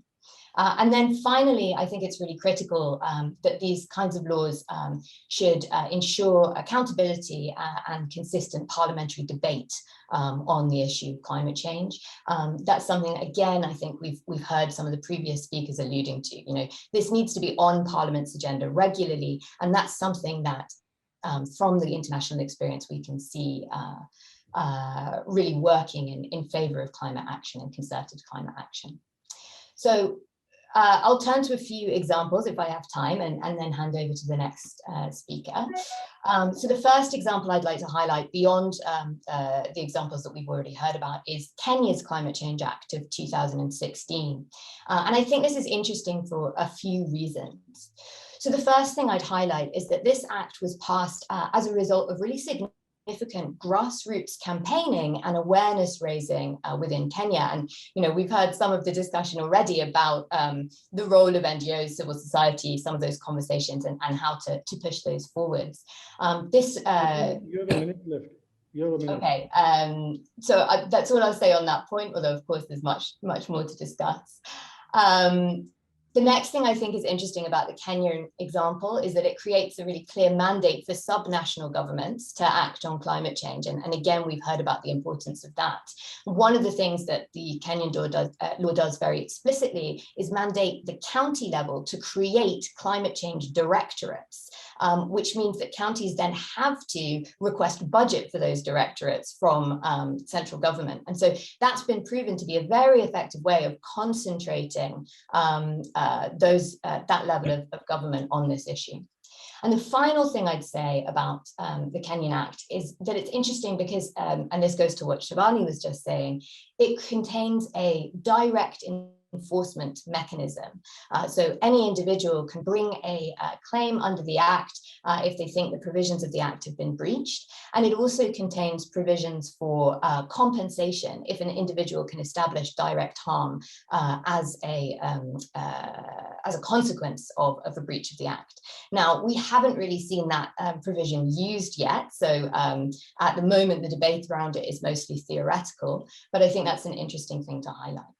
And then I'll end by just perhaps commenting on an example that shows up the potential limitations of climate change framework laws. So South Korea is an interesting example. They passed a framework act on low carbon green growth in 2010. And in many ways, that act contains a lot of the elements that we see as important and necessary on climate change framework laws. However, that law is currently the subject of challenge by a group of youth plaintiffs from South Korea, who argue that the way the law provides for targets to be set, which is simply that they should be set by the government without guidelines, without anything further, is unconstitutional because it doesn't allow for sufficient protection of their fundamental rights, and also that the targets that have been set, which are emissions reductions of 24% from 2017 levels by 2030, are also insufficient to ensure the protection of those claimants' fundamental rights. So I'll just end by, kind of making the point that climate change framework legislation isn't a panacea. We still need to ensure that there is a real consensus around, the content of the legislation, as well as, just ensuring its passage. So I'll end there. I hope to also be able to get back into some of the questions you raised at the beginning of the discussion there, which I think are really interesting ones to consider, but I'll let the next panelists give their 2 cents first.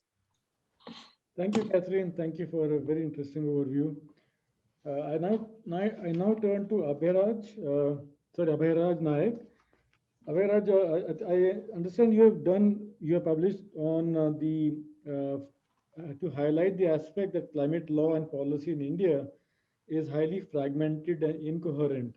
So if you could draw on that experience and talk about strengthening the case for this law, that will be very helpful to all of us. Over to you. Thanks very much, Anshu. Hello and good day to all.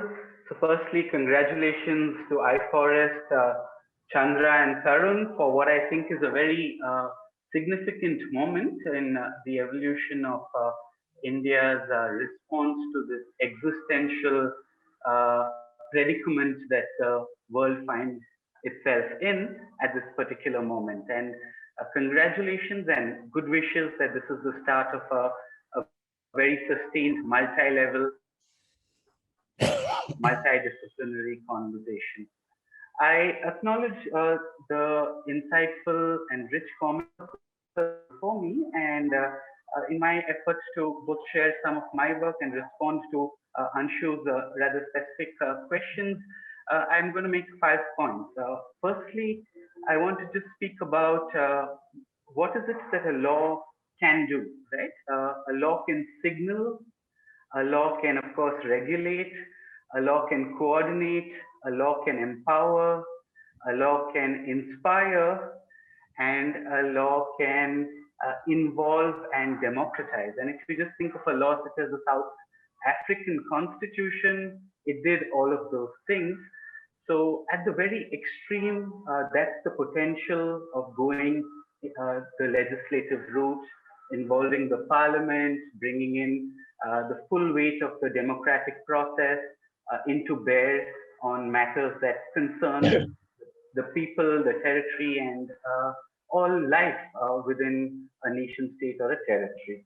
The next point is, for me, climate change, that is the object, subject, desire of this law, is particularly seductive because it's not just a technical issue, right? Much as Mr. Bill Gates or Elon Musk and very many people in the Indian government and science and policy lobbying spaces would like to present, it's not a technical issue. It goes to the heart of what does it mean to be a human being, and how does one live in a world that is unequal and unequal on the face of it, right? And this is something that is acknowledged in the preamble of the Paris Agreement, where human rights, inclusivity, indigenous knowledge, so on and so forth are referenced. And it traces back to the UNFCCC treaty itself from 1992. And climate change itself brings in the technical, the social, it brings in the global, the national, and the micro-local. It brings in the scientific, the artistic, and it brings in the global north, the global south, the past, and the future. And so by virtue of all of these wicked dimensions, it is only in and through the language of something like a law that incommensurables and integration is possible. And that for me is the real reason to move towards climate law in an argumentative country such as India. Now, the next point which justifies a law, and this is my main contribution to legal debate. I represent the unthinkable and radical of the Overton window. So my reading of Indian environmental law is not just that it's reductionist and siloed and fragmented, but it's absolutely failing its job in every which way you can imagine. It's designed poorly. It's coming from a colonial mindset without involvement of local population. It's not even informed by the best science. So even the scientists are excluded from the process, right? And so the possibilities of a climate law, kind of like Bentham's eyes lit up when he thought about the disarray of laws in England many years back, is that the rotten mess of environmental law and policy that we have can be destroyed or at least bought and hammered into some kind of shape. Right? And notable exceptions, of course, exist. And Mr. Ramesh's NGT Act and the Forest Rights Act, I'll count as two notable exceptions. There are good environmental laws and many, of course, great decisions from the court. But by and large, environmental law in India is failing in protecting the environment, right? And so climate, by the nature of its overarching reach, allows for each of these laws to go and talk. At the end of my, actually I have a minute and a half, I would say that one must be careful of the political economy of a climate law as well. So if a government is intent on reducing liberties and further propagating a business as usual agenda, which in my humble opinion, this government very clearly looks like it's doing, unless something dramatically changes, I won't shift that opinion. Integrative exercises are dangerous, right? Because even existing protections can be done away with. And we've seen this not just with the BJP government, but also with the prior Congress-dominated governments, where World Bank agendas led to integrative efforts that in a way took away the vibrancy and richness, even some rights protections that were there at the domestic, local, regional, and national level in India. So I would be careful about the political economy within which an integrative exercise is carried out. And the only safeguard to that is scrupulous transparency. And again, this is not something new and dramatic. And I'm glad that Jairam mentioned how transparency, accountability, and credibility. You have a minute left, Viraj. Sure, are good reasons to think of a law. Again, the Paris Agreement, if you look at Article 3, Article 4, all of the provisions in Articles 7, 8, and 9, very clearly, even the transparency mechanism in Article 10 onwards, it's at the heart of what India has already agreed to, right? So making it happen would be very, very important. I'll end with the point of institutional design. And please note that the Supreme Court has issued notice less than a month back on the government's dragging of its feet when it comes to an independent environmental regulator, which was required 10 years back by the Supreme Court, right? So that case has been reopened. And in general, I think cities have to play a key role in the response to climate change. And the new law should not just necessarily think of local government as one separate thing. I think local government is important, it's our constitutional framework, but cities, right, as the epicenter of climate impact and the spaces where social theory and new laws can emerge.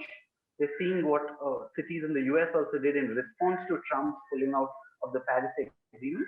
They really represent the possibility of a new paradigm, right? And Shakti has done supported some amazing work in bringing out these good examples with sustainability and environment at the urban level in India. So I think we are at a moment where we are entering the bardo, to use Joanna Macy's words, wherein the old way of living is actually dying. And unlike its usual way, India doesn't necessarily have to wait too long and then do what everyone else is doing when it comes to environmental law, right? We don't need to introduce an EIA in 1994, 30 years after it became part of environmental jurisprudence worldwide. So I think this is a moment that India could affirmatively announce its welcoming of a new civilizational ethic that is in consonance with nature instead of raping and plundering nature. So thank you for the opportunity and look forward to continuing the conversation. Thank you, Aviraj. Thank you very much for your informed views. CV, would you like to go next and share your thoughts? Sure. So Anshu, I'll also answer the questions that you raised in the beginning of the panel discussion, but I'll start with the state of our commitments. Whichever way we look at our commitments, the fact is that in many ways, other than the forest commitment, we can term our commitment as quote unquote, no regret commitment, which I mean to say is that there are many things that are happening in business as usual, both in terms of renewable energy sector, energy intensity sector, which will make sure that we will be able to meet our existing commitment and even overpass it. If we change the definition of electricity to supply, of course, there could be a question mark whether we will be able to meet 40% of our electricity from renewable. But now considering that we have made hydro a renewable, we'll meet that also. So, but this commitment is going to be enhanced significantly going ahead, even by saying that developed countries have historical responsibility. All the argument you put together, the fact is India will now have to go beyond quote unquote no regret target and think about stiff commitments, both in short term as well as in long term. So the first thing is that our targets are going to be strengthened, and we will have to ensure that it is decided and set in a very transparent and open manner. South Korea case is exactly this case actually, where the argument is that what should be the basis of setting a target, and whether it should be done in an open or transparent way, or we should just allow government to do it. Now we need a mechanism for that target setting, and I very strongly believe that we need an open and transparent process where parliamentarians, executive, civil society, everyone is involved in discussing what targets we are going to set next. The second part is our state of our laws. And I think that the glass is more than half full if we were to look at hooks in our existing law. Now, the 12 laws that Mr. Ramesh also pointed out, and which is very clearly and predominantly mentioned in the report, have very strong hooks on climate change. And I think we can maximize on that. Let me give you an idea. Take renewable energy law. We have must-run target, must-run status. We have open access target. We have REC. We have RPOs. On top of it, if you put energy efficiency and coal cess, put all these 5-6 things together, then in principle, the basis for a decarbonization already exists. And no country in the world, including the UK, which is supposed to have a very strong climate law, can claim to have all these components in its existing law. So one of the analysis that comes out of this report is that we have pieces of jigsaw puzzle which we have not put them together. And in this report, that's what we have tried to do. How do we put those pieces together? Through a framework legislation. Now, the foundation of a framework legislation is not to change the existing law, but come out with a law with general obligations and principle which those law will have to follow in its implementation. So it's almost like putting a thread in the bead, and we have 12 very important law with already important hooks on climate change, which we can try and make it more climate specific through a framework legislation. That is what the idea of the framework legislation is. I understand the implications, and I understand most importantly the institutional implication of this. How do we do this? And in our discussion, when we were discussing this framework legislation, we came to an existing Indian practice of having economic advisor, for example, in every ministry, which essentially looks at the economic decisions of ministries. Well, current process is very bureaucratic, but we could think about a much more refined process of climate advisors who will look at substantial program and policies of that ministry from climate change perspective. So we also thought in terms of institutional arrangement. Instead of changing the institutional arrangement, can we have something which is much more advisory role that person can play? So our idea of a framework, as I said, is to link everything together and then have few important issues like a framework for finance and a framework for carbon market, two very important things that you will need.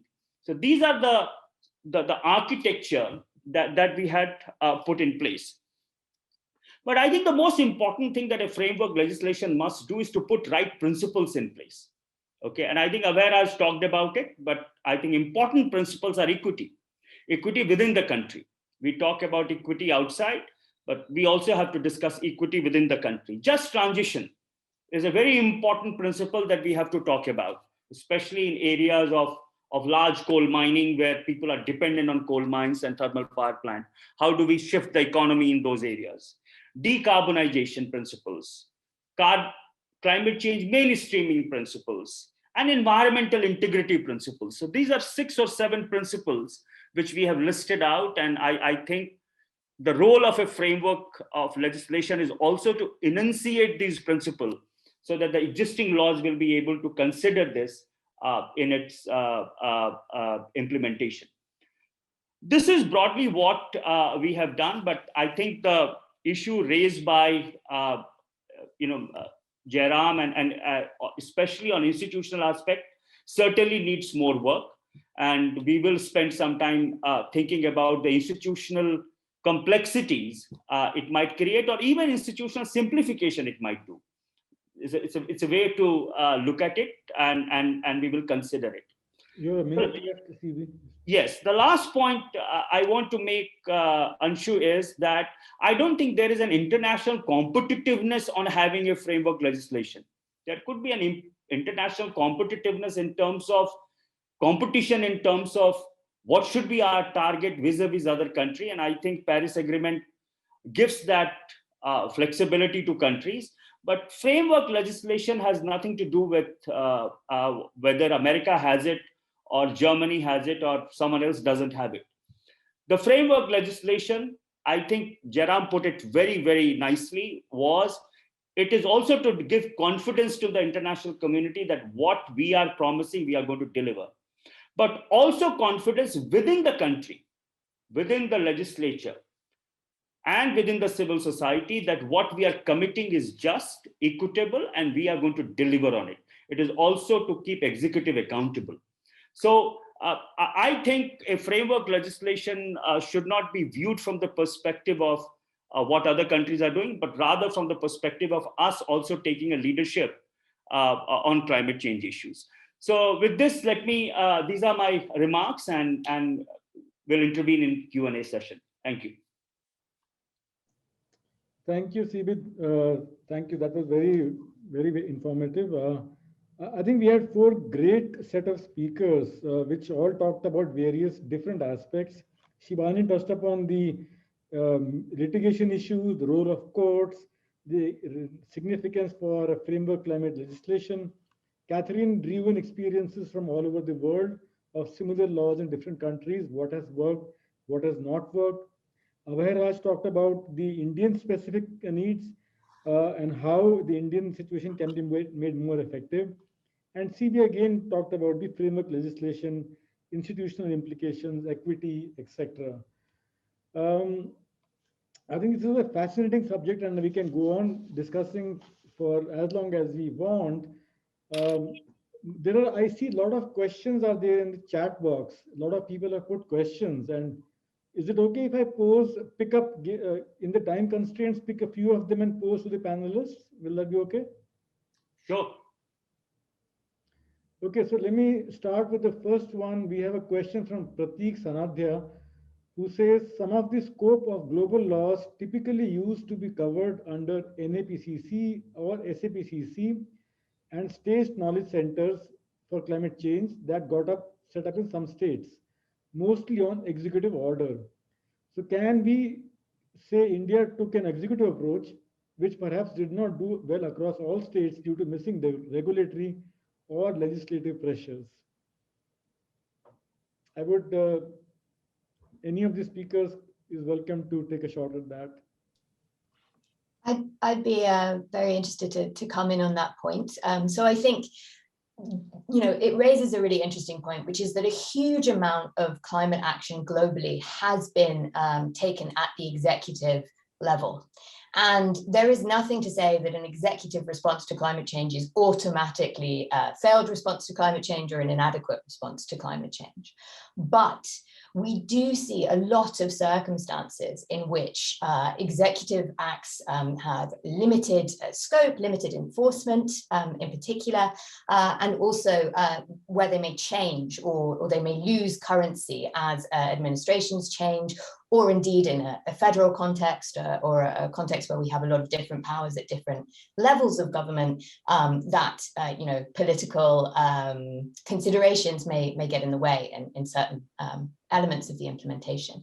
So that's one reason to say that, while an executive response may address many of the points that framework legislation also addresses, having the legislation in place, having it approved by the central national government legislature is a way to some extent avoid backsliding. And one kind of really obvious example of that we see is the fact that the Obama administration's Clean Power Plan was not passed under new legislation, but under existing legislation, the Environmental Protection Act and the Clean Air Act. And when the Trump administration came in, we saw a huge level of rollback of regulation. So I would say it's definitely an interesting thing to consider. Thank you, Catherine. I'll pick the next one and again request any panelist to answer. And Sir, you're also welcome to pick up any question if you're interested. So it's to all of you. So the next question is from Sukanya Randhava. Are there any specific climate change laws that address land degradation, especially keeping in mind that UN has declared the next decade as the decade of wasteland restoration, with special focus on degraded lands?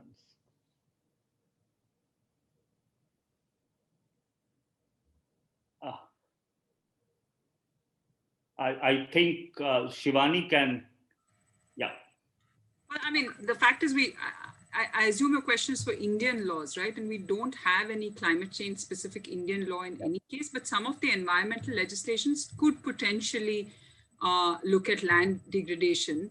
And for instance, if you're looking at some of the forest related issues, some of that could possibly look at afforestation and look at addressing some of the land degradation, but we don't have a climate change specific legislative instrument that looks at land degradation. Yeah, I suppose so. That's true.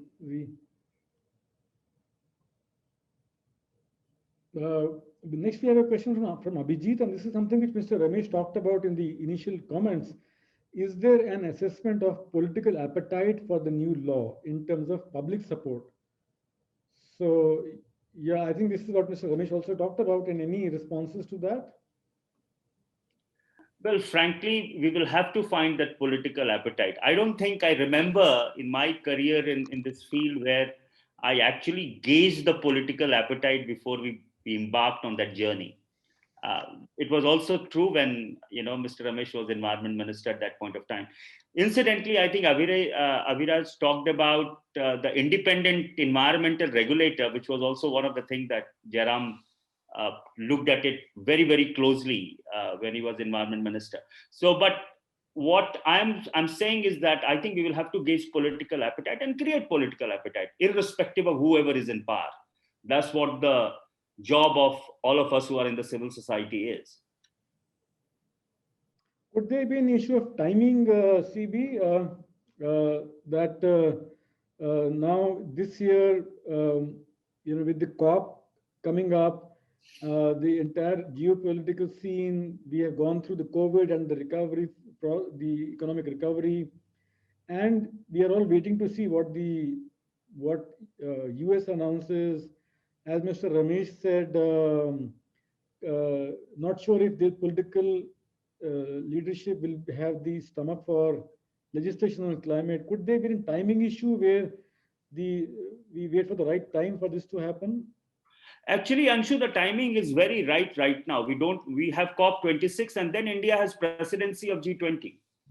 Okay, and climate is going to be a very important issue in G20 discussions, especially now that the Trump is out and Biden is in. So there is also almost an evangelical zeal in Mr. Biden on climate change issue. That's what it looks like right now. So I think the timing is perfect in next 2 years, if in terms of advancing climate agenda, because there is going to be immense pressure on India as well, in showing that it is very serious on climate change issues. I think Mr. Ramesh, you wanted to say something, sir? I saw you. My view always has been that we should de-link what we do from the COP process. This COP process is a COP-out process. Every COP is meant to decide on the meeting for the next COP. It's negotiators need to keep themselves in business, and that's the whole purpose of COP. We should de-link from COP. We should do this because it is in our interest to do it. I think it's in our interest to have climate legislation. If you look at the frequency of natural disasters in the last decade and compare it in the previous decade, you will automatically find the answer to it. So I think the international setting is useful, but we must do it out of a domestic conviction that we are doing it in order to meet our vulnerabilities and threats on our own. Thanks, sir. So I'll pick the next one. We have 5 more minutes, I suppose. So next one is from Shaurya Patel. And the question is, ironically, even after signing the Paris Agreement 6 years back, we are yet to have access to baseline data for 2005, on which we have created the NDC targets. So how does one formulate a law which recommends open access on data for climate science? Yeah, that's, I think, a very fundamental question.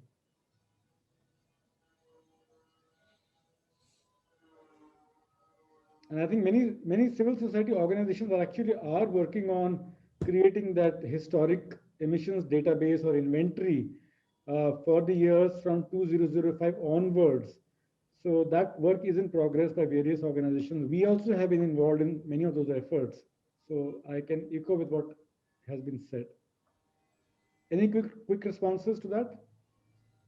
I think one of the things we learned from successful framework climate legislation is independent data and advisory institutions. They play a very important role, and data is a problem in India. And not only because there is in certain areas lack of capacity, but also there is an issue of transparency. So an institutional framework which will create independent data and open for scrutiny would be both important domestically as well as internationally. I think it's very, very important issue. I just come in here, just one comment, and just kind of reflecting on what earlier was. I just feel that some of this, we have the Right to Information Act. Some of this actually is addressed by existing law. I think it can be strengthened if we had it certainly can be strengthened, but I just feel that also speaks to a problem of us not being able to utilize the legal hooks and instruments and spaces that are already available to us to for instance, access data, which is government data, which should be completely transparent. And Abhay spoke about transparency and accountability in his presentation. And I really think if there is a law that, such as iFOREST is presenting, it needs to kind of build these kind of linkages with other non-environmental laws, such as the RTI Act, which affects every single department and ministry already. So that was just one comment on transparency. I too wanted to quickly add here, Anshu, and I also wanted to note Shibani's excellent work as an information activist. So I think the Right to Information Act already requires disclosure of this information that is with the government at least, and has a very robust framework for accessing this information. I think more generally, the mindset change that is, I think, going to allow for information to be disclosed and also bring in this question of political appetite is a recognition that more information on climate impacts, climate responses, and climate solutions can have a very dollar and cent or rupee and paisa returns. And that sort of linkage is at the moment being resisted by the old guard, right? But if you really look at what informed policy, forecasting, science-based analysis is saying, even from an economic perspective, just in terms of GDP or your rupee returns, going the regenerative or circular way, the climate-friendly way, climate-resilient way makes sense. And I think once that is recognized, all of these gates and the gatekeepers, immediately the gates open and the gatekeepers start welcoming you instead of hitting you with a stick when you approach the gate for information. Thank you, Veeral. So I just want to mention that there are, tons of questions have appeared. Some people have put their questions in the chat box, and there's a separate window in Q&A.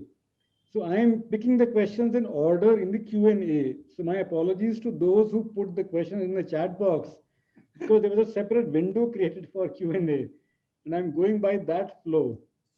I'll pick one more question. We are at 5:30, so I'll pick one more question perhaps. This is from Sachin Joshi, and he asked a very fundamental question. When, in terms of month and year, is GOI likely to announce net zero target? Will it happen by April 22nd? We all agree it will be a political announcement in response to international developments. So that's he's asked a very fundamental question. Let me answer that, Anshu. I don't think we need to be fixated with net zero target. I think as we were writing the report, we did recognize the need for a long-term target, but an evolutionary process of reaching that long-term target is much more important. So India can say that it will reach, China, for example, has said that it will reach net zero by 2060, which is disastrous. If China is going to be 2060 net zero with 15 gigatons of emission right now and not even peaking by 2030, it's problematic, and it gives India the option to say, you know what, I'll reach by 2070. So I think this discussion on net zero should not take over our time in terms of what we want to put in place, but we should certainly think about ambitious target going ahead. As I started by saying, our whole idea of having no regret target is not going to be something which will be acceptable. Even if people are saying, I do not believe that our target might be equitable, but it is not ambitious, certainly. Okay.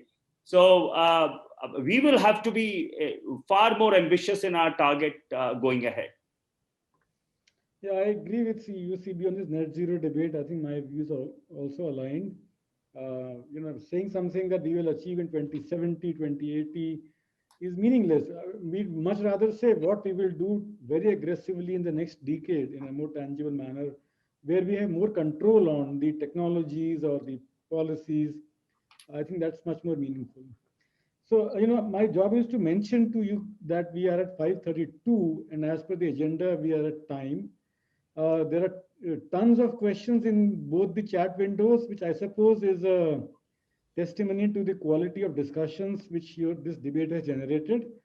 I'm sure if we can go on and on, but I'll have to call this discussion to a stop and hand over back to you. Before that, let me just take my privilege as a moderator to pose one question to all of you. That the climate law which you talked about, which obviously will require actions by India. Now, some of those actions will require international involvement. For instance, some of the announcements which we make may require technology transfer or technology help. In the NDC timeframe, I don't see any big showstoppers in technology, but beyond NDCs, surely there might be technology needs in, say, areas like hydrogen or low carbon steel, etc. All the more in adaptation, where we will definitely look for resources for resilience. Does your framework address these issues, and if so, how? So no, Anshu, I think the proposal that we have given for legislation is more in terms of what India needs to do itself.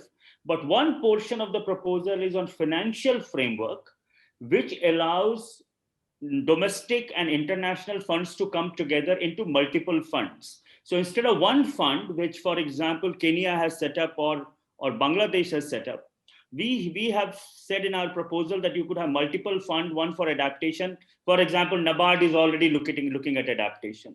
Or Prime Minister had announced a resilience, urban infrastructure resilience, network when he was in New York. So there is a requirement for a resilience infrastructure money that could be there. So our only connection with international in this framework law is two. One, of course, financing part. And second is in terms of that we will have a domestic legislation to enforce international commitment. These are the two things. But I just want to add another thing here. For 30 years, we have heard about we need technology. Okay. My assessment is you do not need a framework to get technology. Okay. Technology is a mix of such complicated systems. One technology will have 110 patents, and maybe 30 of that patents are already in India. So this idea that there is going to be some technology transfer, I'm not sure that I have still to see a list of technology that India needs. And I still have to see someone who is going to give it to India. I think technology transfer is a much more market mechanism than a government mechanism that is going to happen. So I think technology is a much more debating point than an actual thing that is going to happen. Thank you, CV. So with that, I come to the close of this session. I sincerely thank all the fellow panelists, Shibani, Abhairaj, Catherine, CVU, Mr. Jairam Ramesh for the excellent inputs. For me, it was personally a great learning. As I said in the beginning, climate law and legislation is not an area of my expertise. So I really enjoyed the rich discussions, and I hope this momentum continues and finds traction in the time going forward. Back to you. Thank you, Anshu, and thank you to all the panelists. Thank you to all the participants for joining us. I just want to, there are a lot of young people who joined the discussion today. So we are organizing a roundtable with some legal expert and environmental expert in next 2 weeks, but especially designed for a legal student and youngsters who can join in this discussion. So that we will make an announcement of that program very soon, so that we can also engage with the young environmental community on this issue. Lastly, we have done this report, as Mr. Jairam Ramesh said, it should not end here. We will take it forward. We are writing to the government for doing this presentation to the Environment Minister. And we hope that we will be able to also push the agenda within the government. So thank you very much. Thank you to everyone. Thank you for joining.